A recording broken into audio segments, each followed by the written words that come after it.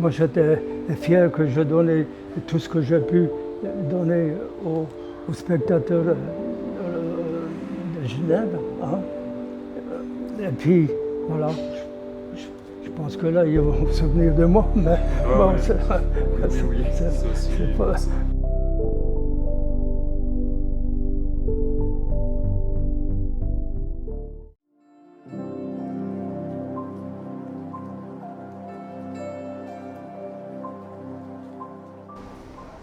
Bon, écoutez, il y a pas mal pas de l'histoire, mais simplement, suite aux événements politiques, etc., toute l'équipe, on était en Angleterre le moment que c'était produit. Et puis, au retour, malheureusement, on ne pouvait pas entrer. La question de sécurité, etc. Et puis nous sommes restés pendant bien un mois ici à Genève, toute l'équipe. Et puis on a fait des matchs amicaux, deux, trois matchs. Et puis à partir de là, l'équipe de Servette, disons les dirigeants, ils ont voulu que nous restions quelques jours, ceux qui voulaient vraiment rester, qui restent ici. Alors il ne fallait pas trop réfléchir parce que ça passait ça en 24 heures. Voilà. Alors il fallait décider est-ce qu'on va entrer, pas entrer en Hongrie, etc. Alors mais en plus de ça, on avait toujours, politiquement, il y avait toujours un gars avec nous, hein, qui représentait l'État de la Hongrie. Et puis on a dit, écoutez, il y a, selon nos informations qu'on a reçues, il n'y avait pas d'assez de sécurité pour passer la frontière, etc. Alors, à partir de là, j'ai dit, écoutez, maintenant, vous entrez, parce que vous êtes obligé d'entrer, vous entrez, et puis après, vous donnez des signes, si c'est possible d'entrer avec le maximum de sécurité. Parce qu'il fallait quand même réfléchir vis-à-vis de mes parents, parce qu'eux, ils sont restés là-bas. Alors, voilà, à partir de là, on a discuté avec les dirigeants du Servette, et puis il y avait six joueurs qui ont levé la main. On a levé la main parce qu'il fallait décider. Notre vie, ma vie est définie comme ça, en levant la main. Voilà. À l'âge de 18 ans, c'est pas évident. Hein. Et puis, il y a trois autres joueurs, ils sont entrés quelques mois après. Ils sont retournés en Hongrie. Et puis, passement des mois, ils sont restés avec moi ici à Genève. Alors, je pense que j'ai bien fait. On a bien fait. Voilà. Voilà. Et puis, voilà, c'est notre disons, vie footballistique, notre vie a aussi commencé comme ça. Voilà. C'est tout début. Voilà. Alors écoutez, je crois qu'on a eu le meilleur entraîneur qu'on n'a jamais eu au Servette. Parce que nous, on était amateurs, il faut bien préciser. On gagnait notre vie en travaillant. Et puis, alors lui, il était professionnel, il venait de Saint-Étienne. Alors il nous a montré déjà tout à fait un autre style de l'entraînement. Hein? Parce qu'habitude, c'était courir, marcher, courir, taper dans la balle, etc. Mais sans trop réfléchir. Alors il nous a tout expliqué, pourquoi on fait ci, comment on fait ça, etc. Celui qui a préparé les ballons, tout. Et puis, alors, il nous a beaucoup aimé. Il nous a fait encore plus aimer le foot qu'on avait déjà, naturellement. Alors, et puis il a trouvé le système avec lequel on était productif. Voilà.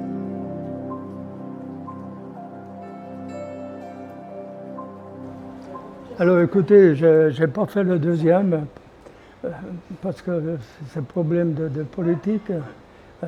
On a fait tous les trois ici à Genève. Et puis je pense que ça reste dans les annales à Genève. Et puis bon, on a perdu 2-1 là-bas. Alors ça nous a fait mal au cœur, évidemment. Voilà. Il y a mon père qui était à ce match. Ouais. Et il me le raconte à chaque fois comme étant le plus grand souvenir qu'il a de toute sa vie de ça. Ah oui, je crois que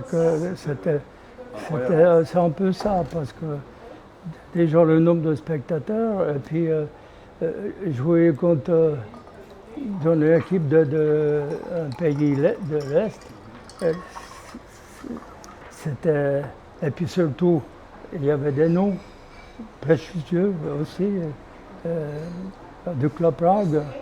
Alors, quand même, ils étaient finalistes de la Coupe du Monde, hein. Il ne faut pas oublier. Alors, on a fait quand même un bon résultat, etc. Et puis, je pense qu'on a fait plaisir aux Genevois. Hein. Ils s'en rappellent encore 60 ans après, alors je pense que oui. Ouais.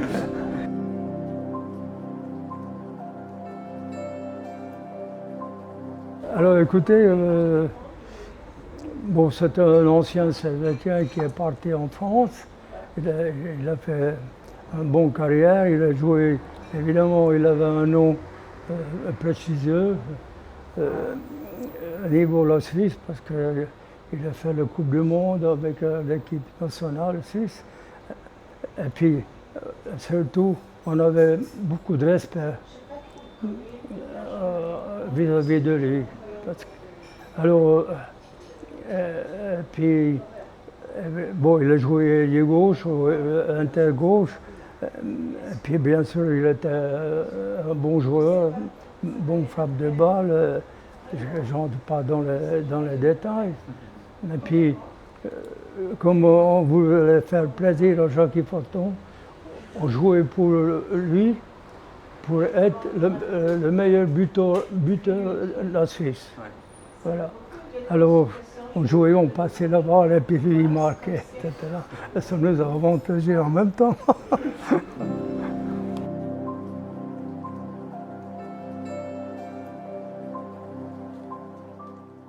Alors, c'était beaucoup plus offensif. Oui, c'est-à-dire que le système, c'était le WM. Okay, voilà. C'est le WM, c'est-à-dire que on avait chacun un couloir, etc. Et il y avait du terrain, il y a un tête gauche, un tête droite, etc. Bon, il y avait les ailiers qui étaient prêts tout le temps de déborder. Hein. C'est un système qu'on pratiquait en Hongrie avec la grande équipe de Hongrie.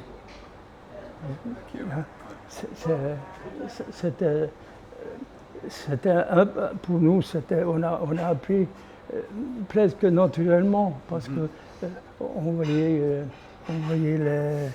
jouer la grande équipe de Hongrie avec Puskás, Tibor, Hidakuti, etc.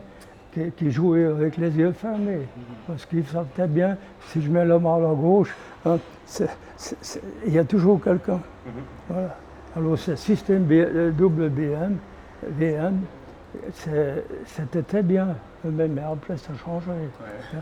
Mais de toute façon, selon moi, il n'y a plus de système.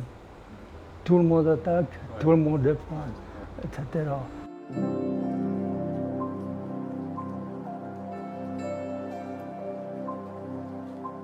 Alors écoutez, la grande équipe de Hongrie, dans ces années-là, c'est construit de trois clubs. Trois clubs. Et ces trois clubs, ils jouaient bon, un contre l'autre, bien sûr, mais quand il y avait les joueurs qui étaient sélectionnés, disons, voilà, surtout c'est ça. Le problème, c'est pas un problème, mais les joueurs étaient sélectionnés par ces trois clubs. Voilà. Il n'y a pas un qui jouait à l'extérieur de notre ville, notre village, etc. Alors, ils jouaient dans l'équipe nationale, ils ont toujours joué ensemble. C'est comme une équipe de juniors, ils parlent avec 11 joueurs, alors ils jouent tous ensemble, et puis ils se comprennent très bien après. Et puis il vient grand, et puis ils savent très bien comment il faut jouer. Voilà, ça vient automatique. Ça vient automatiquement.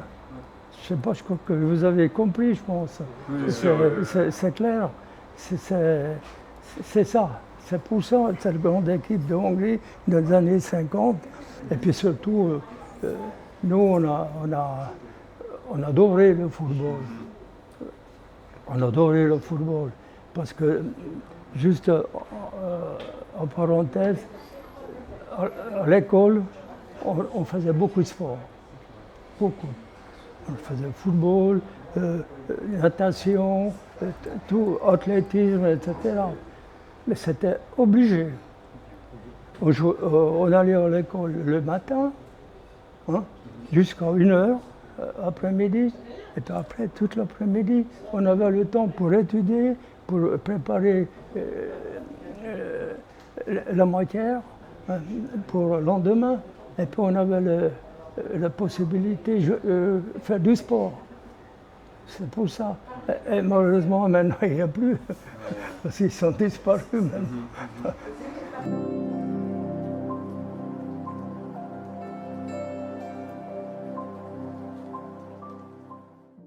Est-ce que vous vous rappelez de ce match? Est-ce que vous pouvez nous le raconter un petit peu? Oui, un petit peu. Oui. C'était vraiment, quand avant le match, on n'était pas favorite. Hein. Alors, on a quand même prouvé qu'on peut gagner contre les éventuelles équipes plus fortes que nous. Alors, on essayait de jouer, c'est parce que M. Snella, il est revenu à Genève. Hein. Alors, il nous a expliqué encore un peu mieux, etc., comment il faut jouer, parce qu'ils aiment bien le jeu de balle. Hein. Ils aiment bien qu'on joue au foot, etc. Hein. Alors, il nous a expliqué ça. Et puis surtout, on a beaucoup travaillé de technique. Hein. Prise de balle, les balles hautes, jouer avec la tête. C'était vraiment tip-top. Alors, c'est le résultat de Snella, que bon, on a gagné déjà 2 champions suisses. L'année 61, on a déjà gagné 2 championnats. Et puis après, on a un peu perdu, parce qu'il est parti. Il y a un autre entraîneur qui est venu, Lucien Leduc, aussi qui a entraîné Monaco. Et puis, c'était pas la même chose. Il a complètement changé le système, etc. Alors, on a recommencé à jouer le foot, hein, un système de Snella. Et puis ça donnait le résultat. Oui.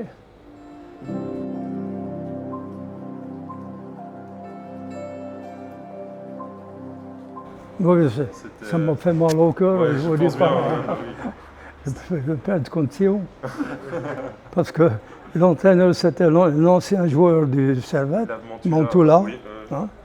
Et puis, Il y a Piero Giorgi qui a joué au Servette avant, il est parti. Il y avait Ménon qui a joué au Servette. Mais bon, c'est malheureusement le football, c'est comme ça. Bien sûr, Hein. sûr. On n'a pas eu de chance. Alors c'est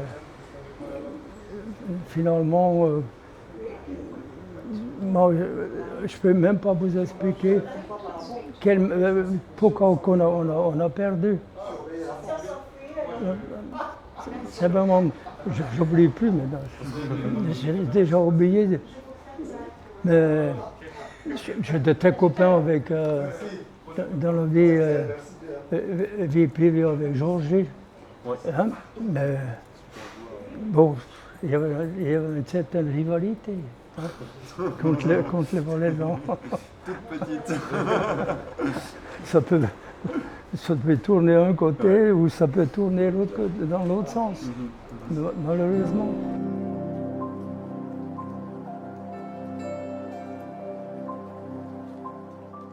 On a joué contre Feyenoord. Contre Feyenoord. On a fait 3 matchs. Un match ici à Genève, un match. On a perdu. On perdait 3-1. Et puis on a gagné 4-3. Voilà. 4-3. Ici à Genève. Et puis, comment ça s'appelle, à Rotterdam, on a perdu 2-1. Et puis, on a fait un troisième match à Düsseldorf. À Düsseldorf. Et que malheureusement, on a perdu 2-1. Voilà. Non, bêtement. Non, ça c'était bêtement. Hein. Et puis finalement, pour vous dire, pour rigoler un peu simplement, que Feyenoord, cette année-là, ils sont venus champions d'Europe. Hein? On a joué contre Liverpool, on a perdu, mais ils sont venus champions d'Europe dans la même année. On a fait le fer de lance, si on peut dire ça comme ça, pour ces équipes-là. C'est grâce à vous. On n'était pas égoïstes.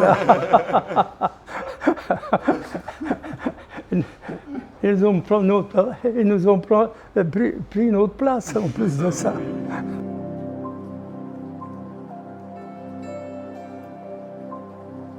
Alors écoutez, moi j'étais, comment dire ça, pour éviter les blessures, je me suis déjà entraîné, moi personnellement, tout seul, dehors du terrain, déjà, avec la vivacité, pour éviter des coups, etc. Faire un peu de musculation. Et puis, en plus de ça, j'ai mieux préparé mes matchs, moi, personnellement, et ça concerne que moi, mieux qu'un professionnel, malgré que j'étais amateur. Voilà, c'est toujours la nourriture, la vie privée à l'extérieur, et c'est ça, et puis voilà, ça sert aussi le succès. Et puis, merci au bon Dieu qu'il m'a donné une force mentale terrible. Voilà. Et puis, j'ai toujours encore. Hein.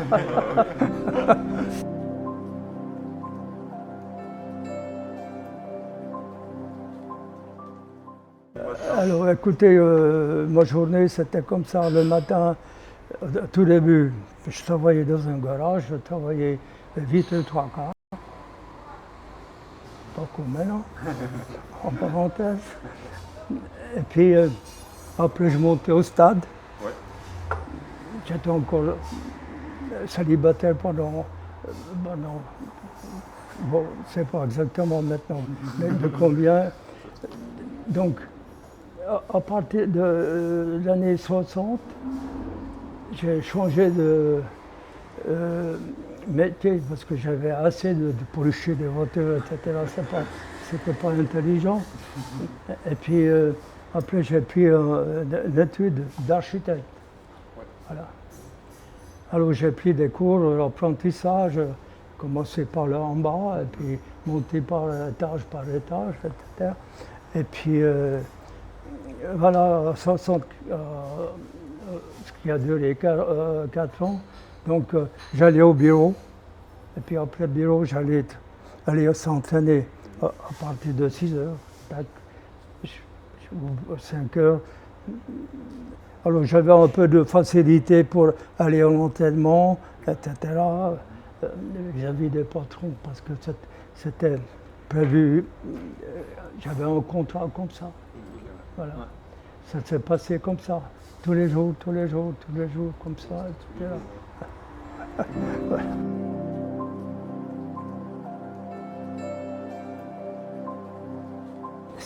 Le jeu qui joue maintenant, Ouais. ça ne me plaît pas du tout. Ouais, d'accord. Ouais. Voilà, ça ne me plaît pas du tout. Parce que là, quand vous voyez autant de coups de pied qu'il y a, hein, autant il tire les maillots, hein, sans arrêt, il bouscule. Nous, on ne pouvait pas faire ça. Ouais. Si on touchait, on taclait quelqu'un, mais il faut savoir déjà tacler. Si quelqu'un, normalement, il taclait des pieds derrière, c'est une faute. Ouais. C'est une faute. Ouais.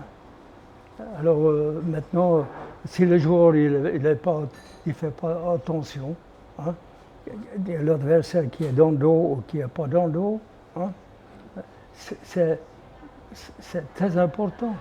Parce que souvent maintenant ils sont blessés. Oui, ça, ouais, parce que Mal à la cheville, tous les chevilles maintenant. Et il y avait aussi ce problème des genoux. Parce qu'avant les genoux, le ménisque, si on touchait le genou et que le ménisque était cassé, déchiré, hein, votre carrière est presque finie. Hein, c'était presque fini.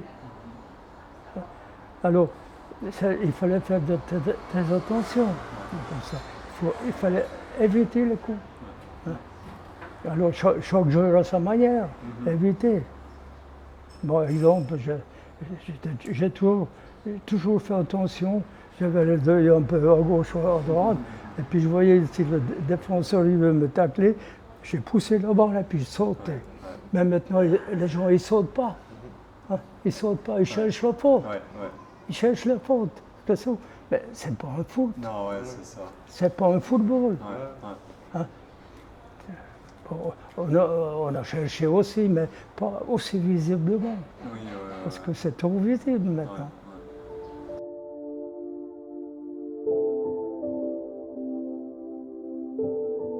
C'est le problème de l'entraîneur, parce que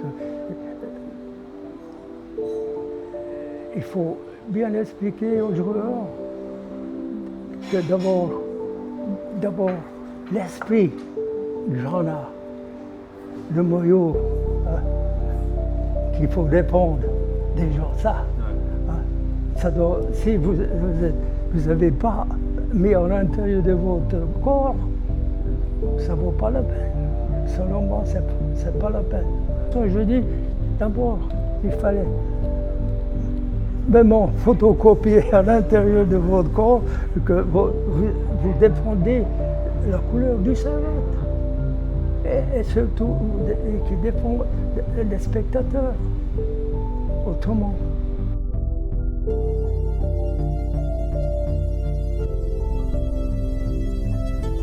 Moi, j'étais fier que je donnais tout ce que j'ai pu donner aux spectateurs de Genève.